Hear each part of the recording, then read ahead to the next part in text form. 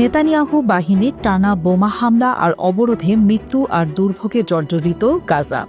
1 মাসেরও বেশি সময় ধরে খাদ্য, জ্বালানি ও ওষুধ কিছুই প্রবেশ করতে পারছে না উপত্যকাটিতে। মৃত্যু নগরীতে পরিণত গাজা। গাজার এ অবস্থাকে অন্তহীন মৃত্যুর চক্র বলে আখ্যা দিয়েছেন জাতিসংঘ মহাসচিব অ্যান্তোনিও গুতেরেস। তিনি বলেন, গাজা এখন একটি হত্যাযজ্ঞের ক্ষেত্র। সাধারণ মানুষ এক ভয়াবহ মৃত্যুচক্রে আটকে পড়েছে।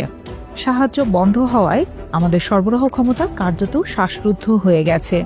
নিউ ইয়র্কে সাংবাদিকদের সঙ্গে আলাপকালে গুতেরেস ইসরায়েলের প্রস্তাবিত সহায়তা পর্যবেক্ষণ ব্যবস্থাকে সরাসরি প্রত্যাখ্যান করে বলেন, এই ব্যবস্থা মানবিক নীতিমালা যেমন মানবতা, নিরপেক্ষতা, স্বাধীনতার প্রতি সম্মানহীনতা, ফলে এতে জাতিসংঘ অংশ নেবে না। গাজা ত্রাণ ফুরিয়ে গেছে ও ভয়াবহতার দুয়ার আবার খুলছে বলেও হুঁশিয়ারি দিয়েছেন জাতিসংঘের মহাসচিব। এসব মন্তব্যের আগে ফিলিস্তিনিদের কাছে জরুরি ভিত্তিতে খাবার ও অন্যান্য অত্যাবশ্যকীয় পণ্যের সরবরাহ নিশ্চিত করতে বিশ্ব নেতাদের প্রতি কাজ করার আহ্বান জানান তিনি। এদিকে ইসরায়েলি কোম্পানি মেকো রোড গাজা উপত্যকায় পানি সরবরাহ বন্ধ করে দিয়েছে। ফলে অবরুদ্ধ গাজার মোট পানি সরবরাহের ৭০% বন্ধ হয়ে গেছে। গাজা পৌরসভার মুখপাত্র হোসনি মেহান্নার জানিয়েছে, সংযোগ বিচ্ছিন্ন হওয়ার ফলে পূর্ব শহরের গুজাইয়া পাড়ায় অবস্থিত প্রধান পাইপলাইন ক্ষতিগ্রস্ত হয়েছে।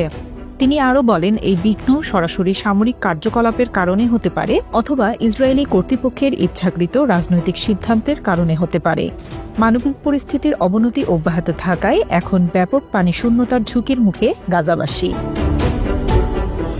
এসব মন্তব্যের বিষয়ে জানতে চাইলে ইসরায়েলের পররাষ্ট্র মন্ত্রণালয় বলেছে, গাজায় কোনো খাবারের সংকট নেই। মন্ত্রণালয়ের মুখপাত্র ওরিন মারমোরস্টেইন জানান, গাজা উপত্যকায় মানবিক ত্রাণের কোনো ঘাটতি নেই। 42 দিনের যুদ্ধবিরতিতে গাজায় ত্রাণবাহী 25,000-এর বেশি ট্রাক ঢুকেছে।